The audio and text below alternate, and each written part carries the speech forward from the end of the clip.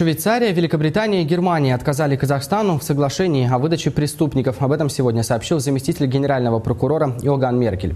Великобритания и Швейцария не хотят, они ссылаются на рекомендации Совета Европы. На двухсторонку мы, говорят, не пойдем, сообщил замгенпрокурора.